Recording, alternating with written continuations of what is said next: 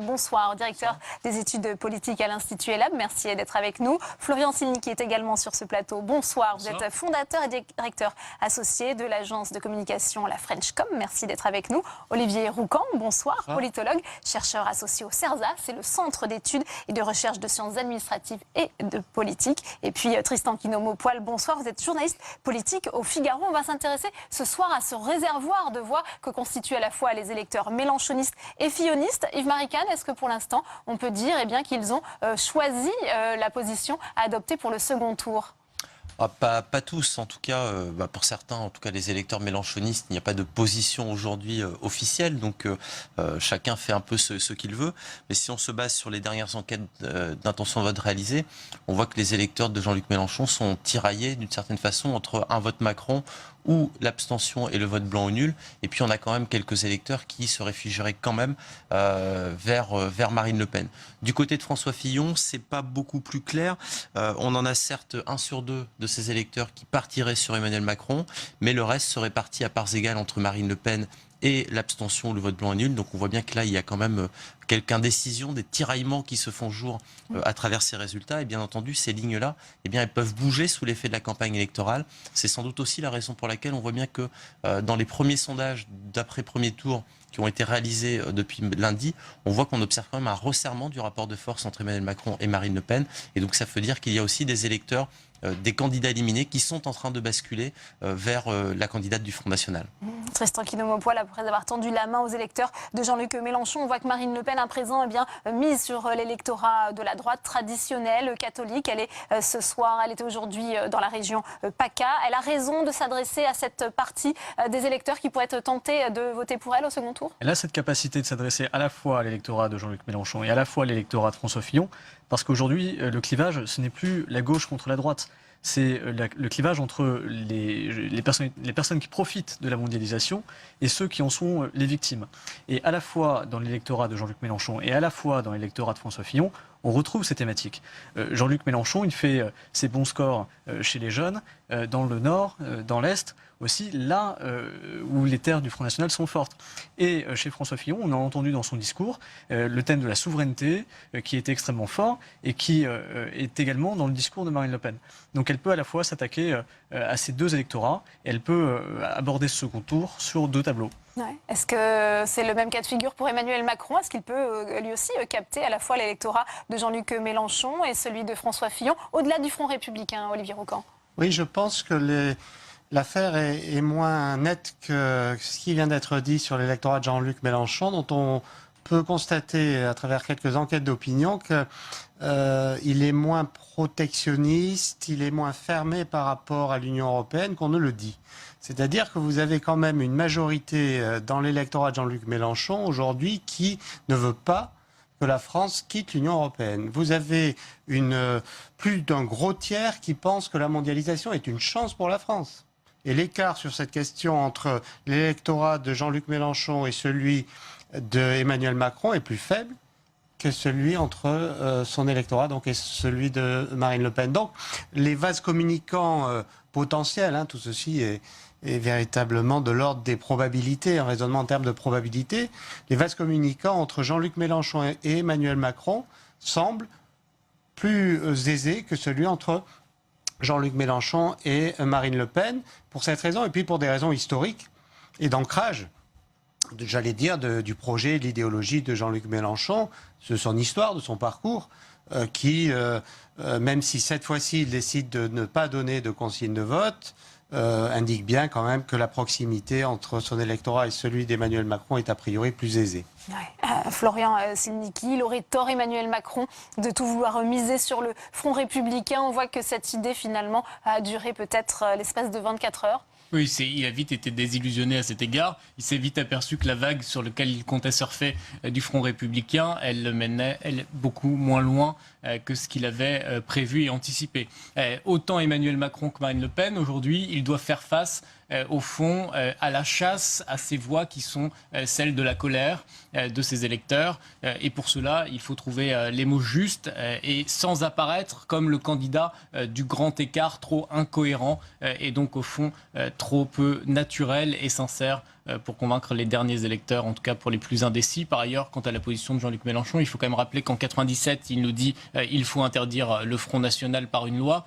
Aujourd'hui, en 2002, il nous dit évidemment il faut marginaliser Marine Le Pen. Aujourd'hui, il nous dit je m'en remets à mes électeurs avec une méthode qui rappelle celle de BP Grillo et son mouvement 5 étoiles, le vote internet. On va voir ce que ça donne, mais ça paraît quand même être une évolution qui dit beaucoup de la perception du Front National dans notre société. Ouais. Yves-Marie Cannes, il y aura aussi la question des abstentionnistes. Ça a été évoqué au cours de nos reportages. Certains refusent d'aller voter. On voit avec ce sentiment aussi du ni Le Pen, ni Macron qui est en train de se propager chez les jeunes, les lycéens qui manifestaient aujourd'hui dans la rue. Oui, effectivement, et c'est là qu'on voit bien quand même quel est tout le contraste entre aujourd'hui et ce qui s'est passé il y a 15 ans, parce qu'il y a 15 ans, on était en avril 2001, donc la qualification surprise de Jean-Luc Mélenchon pour le second tour de l'élection présidentielle, et l'entre-deux tours avait été marqué par de très nombreuses manifestations. Alors certes, aujourd'hui, il y a quelques manifestations, mais enfin, ceci étant... Jean-Marie Le Pen, vous avez dit Contre Jean-Marie Le Pen, pardon, mais c'est vrai que le degré d'émotion est quand même nettement moins élevé qu'il ne l'était il y a 15 ans. Et c'est vrai que par conséquent, on a aussi beaucoup d'électeurs qui hésitent beaucoup à jouer la carte du Front républicain ou en tout cas à voter pour Emmanuel Macron pour faire barrage à Marine Le Pen. Ça, c'est très clair et c'est donc un indicateur qu'il va falloir surveiller de très près, à savoir le potentiel de participation au second tour qui aujourd'hui, tel qu'il est mesuré aujourd'hui, est inférieur à ce que l'on mesurait quelques jours avant le premier tour. C'est déjà une première information. Et puis surtout, on va sans doute connaître un record de vote blanc et nul à l'occasion de cette élection. Vote blanc et nul qui avait déjà atteint un niveau très élevé, il faut le rappeler, en 2012, lorsqu'il s'était agi de choisir entre Nicolas Sarkozy et François Hollande. Il y avait eu plus d'1 million de votes blancs et nuls. Cette fois-ci, ça risque effectivement d'être très élevé. Signe effectivement de l'indécision ou du refus de choisir effectivement entre ces deux candidatures. Alors on va continuer l'analyser, le débat avec vous, messieurs, mais je vous propose de retrouver Quentin Calmet puisqu'il est en direct de Nice où Marine Le Pen doit s'exprimer d'ici une demi-heure. Quentin, vous êtes au Palais Nicaïa en compagnie du sénateur maire frontiste de Fréjus, David Racheline, c'est à vous. David Racheline, sénateur maire de Fréjus, directeur de la campagne de Marine Le Pen. Alors quel message de la candidate ce soir ici à Nice, en terre de droite? Oui, un message de rassemblement parce que elle a fait un excellent résultat au premier tour, mais nous bénéficions aujourd'hui d'une belle dynamique de campagne. Les premiers jours de la campagne se sont d'ailleurs extrêmement bien passés, il faut bien le dire, en tout cas pour nous. Et nous voulons rassembler les Français sur l'idée de choisir la France, de choisir en toutes circonstances, lorsque nous serons en responsabilité, l'intérêt de la France, l'intérêt du peuple français, quand M. Macron veut choisir l'intérêt du MEDEF, l'intérêt de l'Union européenne, l'intérêt parfois même des communautaristes de l'UOIF. Le discours de ce soir, quels sont les grands axes? Écoutez, cet axe-là, de choisir la France, encore une fois, la volonté de rassembler les Français autour de l'idée qu'il faut que la France soit au cœur de l'action publique. Je crois que c'est ça le vrai clivage en fait. Le clivage entre nous et M. Macron, c'est précisément celui-ci, quand il est le candidat du mondialisme acharné, de la mondialisation sauvage, de l'ultralibéralisme, de l'européisme fou, de l'accélération de la politique de M. Hollande. Nous sommes, et Marine est la candidate du patriotisme retrouvé. Toujours aucun ralliement de poids à ce stade dans la campagne. On attend toujours la décision de M. Dupont-Aignan. Est-ce que vous l'attendez aussi, j'imagine? Vous savez, c'est pas le problème. Le problème, c'est pas les différentes personnes, en particulier à droite, qui ont trahi leurs électeurs et qui se précipitent dans les jupes de M. Macron après l'avoir appelé Emmanuel Hollande pendant toute la campagne.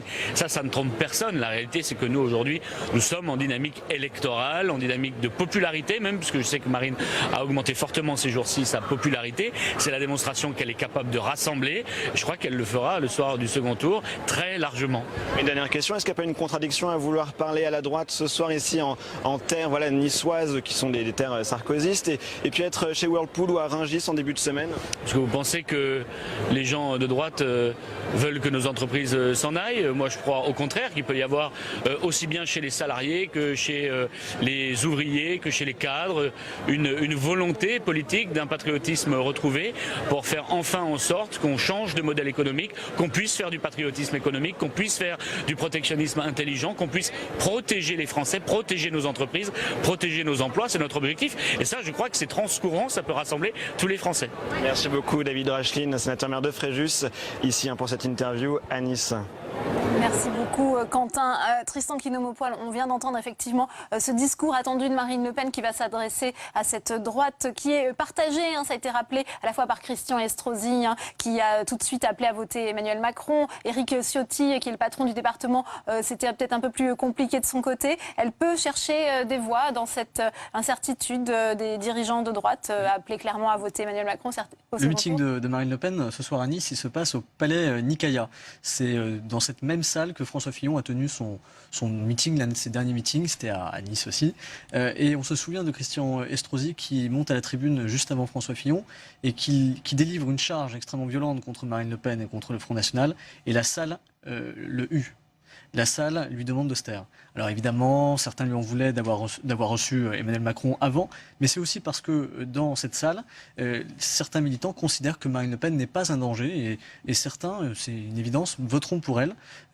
Dans le sud de la France, c'est l'un des bastions du Front National et il y a une porosité comme ça qui existe entre le Front National et les Républicains. Donc si elle va ce soir essayer de conquérir cet électorat, c'est pas un hasard.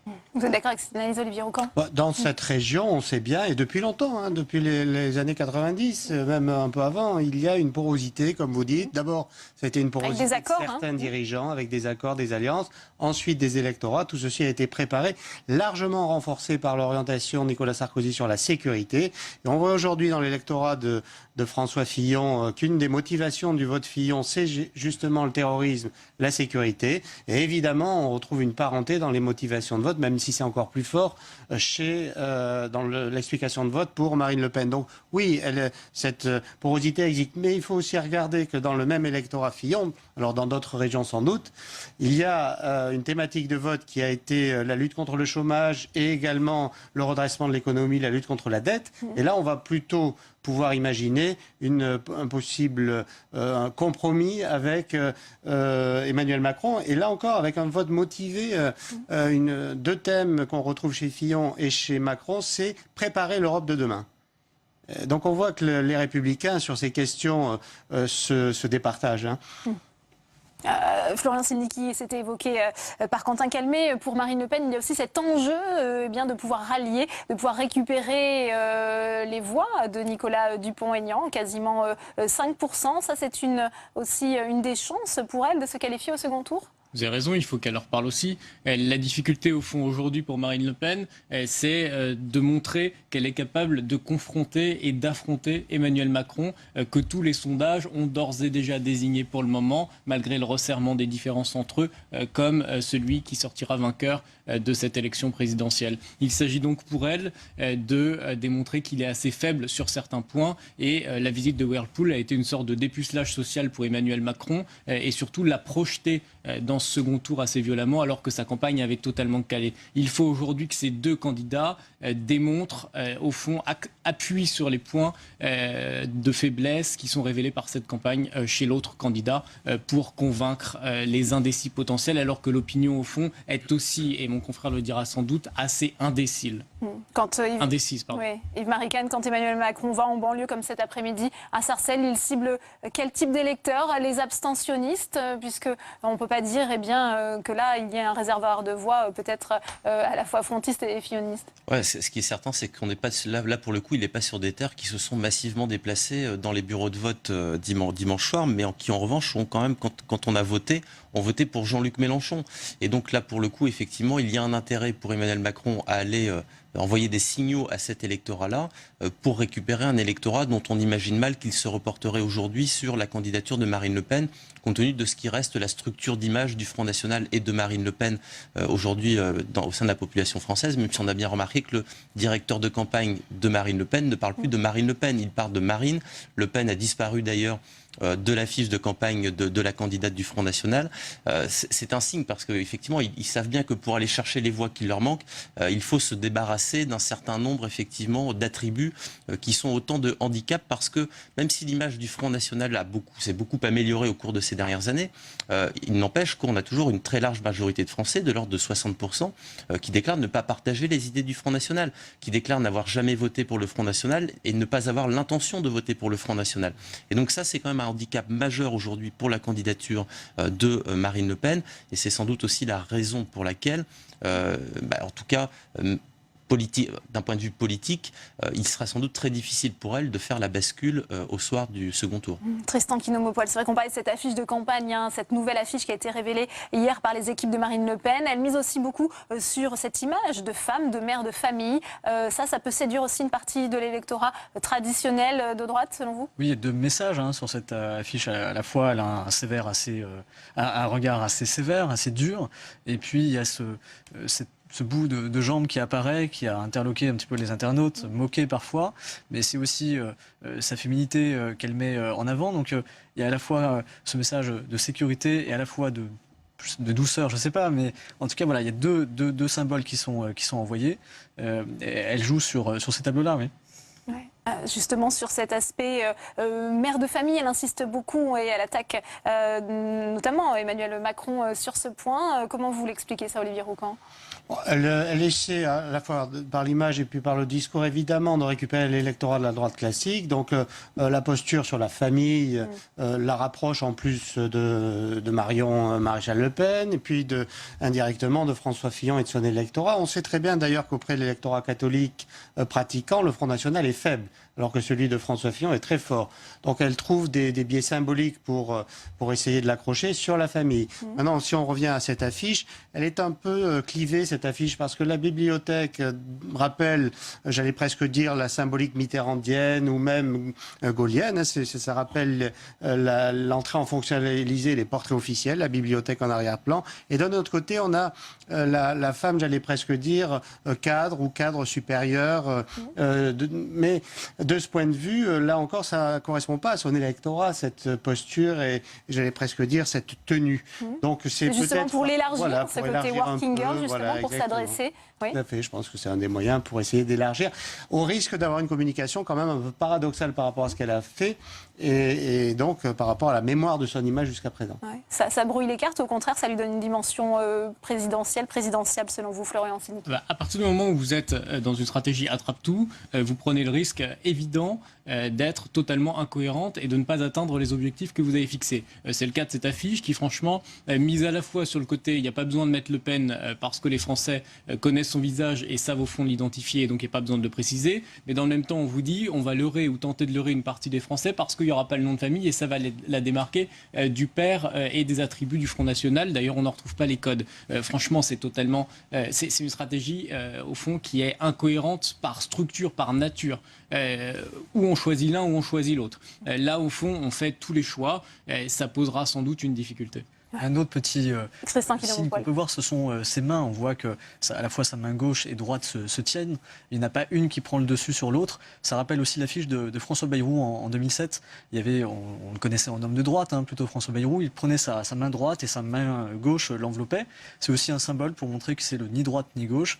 Et ça correspond à des signaux ambivalents qui sont envoyés sur cette affiche pour essayer d'être attrape-tout, justement. Emmanuel Macron, est-ce qu'il n'est pas aussi attrape-tout alors peut-être pas dans son affiche, mais aussi il joue cette carte. Oui, bien sûr. Et d'ailleurs, quand on regarde quel est son électorat au premier tour de l'élection présidentielle, on voit bien que son électorat est extrêmement hétérogène. Et donc, effectivement, il a une dimension attrape-tout dès le premier tour de l'élection présidentielle, qui se vérifie notamment, contrairement à Marine Le Pen, par ses bons résultats. Relativement bons résultats, toute classe d'âge confondue. Il fait d'assez bons scores chez les jeunes. Il arrive en deuxième position, d'après les différentes enquêtes réalisées au premier tour, derrière Jean-Luc Mélenchon. Donc ça veut dire que Marine Le Pen a été rétrogradée en troisième position auprès des plus jeunes. Et dans le même temps, il fait, le 23 avril, de meilleurs résultats qu'attendus auprès des plus âgés. C'est-à-dire qu'il talonne de très près François Fillon. Et donc finalement, il a quand même une structure générationnelle en termes de soutien et en termes d'électeurs qui est assez homogène. Et ça, c'est quand même une force. C'est ce qui fait finalement sa première position au premier tour de l'élection présidentielle. Et puis après, on voit bien que, certes, il y a le clivage, la mondialisation heureuse et la mondialisation malheureuse. Mais en fait, quand on regarde la carte électorale, il y a quand même certains éléments de nuance à introduire, parce qu'on voit quand même que, certes, il y a un clivage rural-urbain, si on pense à son score, notamment à Paris, l'agglomération parisienne vis-à-vis d'autres territoires ruraux.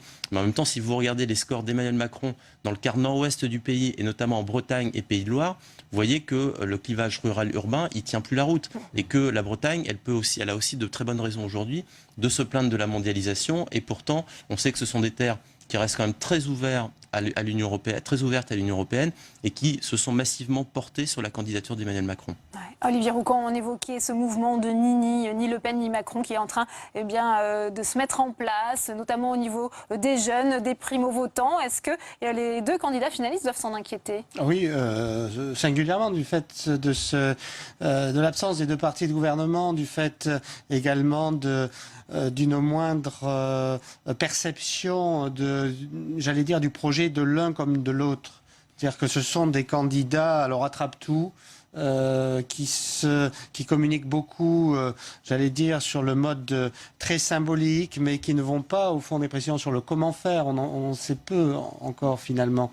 Et le débat permettra sans doute de dévoiler les choses. Donc ceci, on le sait, quand il y a le ni droite ni gauche aussi, ça, en 2002, c'est un des arguments qui avait permis d'expliquer la forte abstention notamment. Donc là, les candidats doivent se dévoiler très vite. Ils ont commencé à le faire pour essayer de lutter contre cette abstention qui est un vrai risque. Ça a été rappelé tout à l'heure. Je reviendrai juste un peu sur le fait qu'Emmanuel Macron a en effet une structure plus homogène également sur le plan de la population active et même sur le plan en termes de classe sociale. Même si il est surreprésenté chez les cadres et que Marine Le Pen l'est chez les ouvriers, il est mieux représenté sur l'ensemble des classes sociales que Marine Le Pen, ce qui permet de comprendre aussi cette homogénéité territoriale un peu plus élevée que certaines le disent. Eh bien, merci Olivier Roucan, merci Florian Silnicki, merci Yves-Marie Cannes, merci Tristan Quinault-Maupoil. C'est la fin de cette édition. Merci à vous de l'avoir suivi. À 22h, vous retrouvez Sonia Mabrouk et son émission On va plus loin. Bonne soirée à tous sur Public Sénat.